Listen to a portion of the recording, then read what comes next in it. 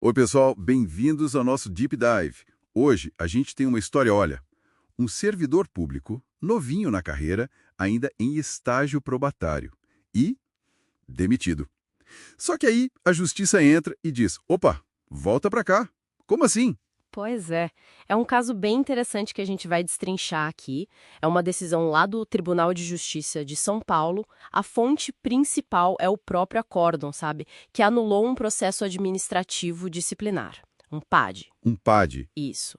Contra um servidor chamado Eric Silva Murakami. Quem moveu foi a Companhia Ituana de Saneamento, a CIS. certo.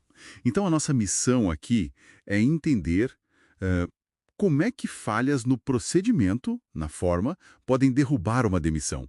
Mesmo quando o servidor ainda está sendo avaliado, né? Exatamente. E olha que interessante. Teve uma decisão na primeira instância mandando reintegrar o servidor. Aí a companhia, é claro, recorreu, foi parar no TJ. E o que o TJ disse? Manteve a anulação. E o ponto central, que é bom frisar bem, não foi discutir se o Eric, o servidor, merecia ou não ser exonerado. Nada disso. Ah, não entraram nesse mérito. Não, o foco foi total na legalidade. Tipo, o processo administrativo ele seguiu direitinho as regras do jogo? A lei foi cumprida? Era isso que importava ali. Entendi. E antes de entrar nos erros do processo em si, o tribunal ainda derrubou umas preliminares que a autarquia levantou, sabe? Tipo o quê? Primeiro eles falaram que já tinha coisa julgada, porque existia um mandado de segurança antigo sobre isso. Mas o tribunal disse, não, peraí, esse mandado foi extinto sem analisar o mérito, ou seja, não teve decisão final sobre quem tinha razão. Ah, tipo, o juiz não chegou a dizer se estava certo ou errado da outra vez. Isso, então, não impedia discutir de novo. E também confirmaram que o município de Itu tinha que estar no processo sim, porque o prefeito participou da decisão final lá de exonerar. Tá.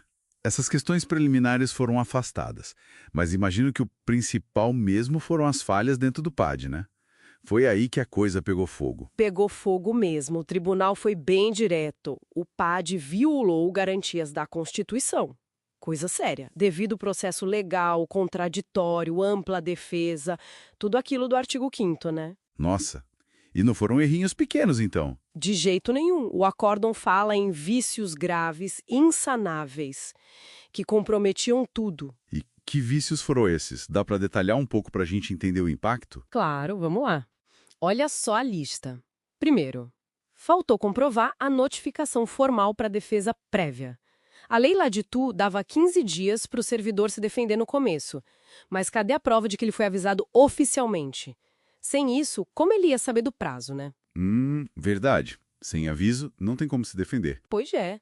Segundo ponto, não acharam registro de que ele foi intimado para apresentar as alegações finais. Sabe, aquela última chance de argumentar depois que todas as provas foram produzidas? Sei, é fundamental. Exato. Pular isso ou fazer e não registrar direito é como se só a acusação pudesse dar a palavra final. Desequilibra totalmente. Complicado. Que mais? Terceiro, prazos muito curtos. Teve comunicação importante feita com menos de 24 horas de antecedência. Imagina receber um aviso hoje para uma audiência amanhã. Impossível preparar uma defesa decente. Nossa, menos de 24 horas. Impraticável. Totalmente. Quarto problema. O acesso do advogado aos autos do processo. Não ficou claro se ele conseguiu ver os documentos antes das testemunhas serem ouvidas. Isso fere a tal da paridade de armas. Ah, tipo, um lado sabe tudo e o outro vai pro escuro. Basicamente isso. E por último, mas não menos importante, a própria portaria que começou tudo, o documento inicial do PAD. Era vaga, genérica, não descrevia direito quais eram as acusações, nem quais regras ele teria violado. Peraí, se a acusação não é clara, como é que a pessoa se defende? Fica quase impossível, né? Você não sabe exatamente do que está sendo acusado.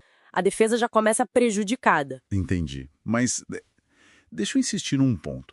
Ele estava em estágio probatório. Alguém podia pensar, está em avaliação, a administração precisa ter mais agilidade para tirar quem não serve, talvez não precise de tanta formalidade. Por que isso não colou? Essa é a pinção clássica, né? Eficiência versus garantias. Mas o TJ foi firme. As garantias da Constituição, como a ampla defesa, valem para todo mundo, inclusive para quem está em estágio probatório. Mesmo na avaliação? Sim, o controle que o judiciário faz é sobre a legalidade do ato.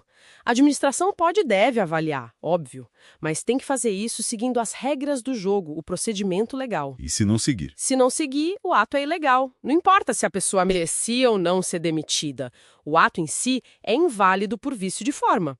E aí o que acontece? Anula tudo. Tem que reintegrar, pagar salário retroativo, ou seja, o atalho, a pressa em pular etapas, acaba saindo muito mais caro para a própria administração. É o ônus dela, da administração, provar que fez tudo certinho. Caramba! Então, o que a gente tira disso tudo? Que o como se faz as coisas na administração pública é tão importante quanto o que se faz. A forma é tão crucial quanto o resultado final. Exatamente isso.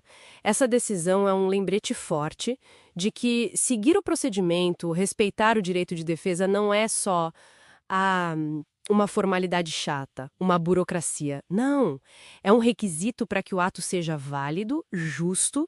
É a substância da justiça ali no processo. Perfeito. Ignorar essas regras não é só um erro técnico, é violar um direito fundamental, e a consequência é a anulação. Bom, então para a gente amarrar as pontas, o TJ de São Paulo confirmou a anulação da demissão do Eric Murakami pela CIS. Por quê? Porque o processo administrativo estava assim, cheio de furos, de falhas graves que violaram direitos básicos de defesa. Exatamente. E o resultado prático foi a reintegração dele no cargo, com direito a receber tudo o que deixou de ganhar no período. E qual a relevância disso para quem nos ouve? Além do caso específico. Olha, esse caso ilustra muito bem como o devido processo legal funciona na prática, sabe? Como uma garantia real contra o poder do Estado, mesmo na esfera administrativa. Mostra que ninguém, nem um servidor em estágio probatório, pode ser punido de qualquer jeito. É um limite ao poder da administração, então? É um limite claro e mostra também o papel do judiciário, né, de fiscalizar se a administração está agindo dentro da lei. É um lembrete importante. Muito bom. E para a gente fechar, fica aquela provocação final, né?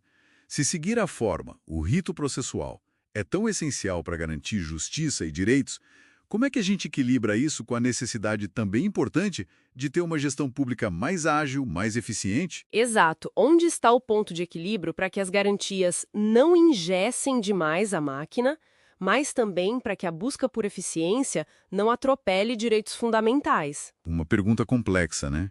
Para a gente continuar pensando sobre esse balanço delicado entre garantias e resultados no serviço público. Com certeza. Fica a reflexão.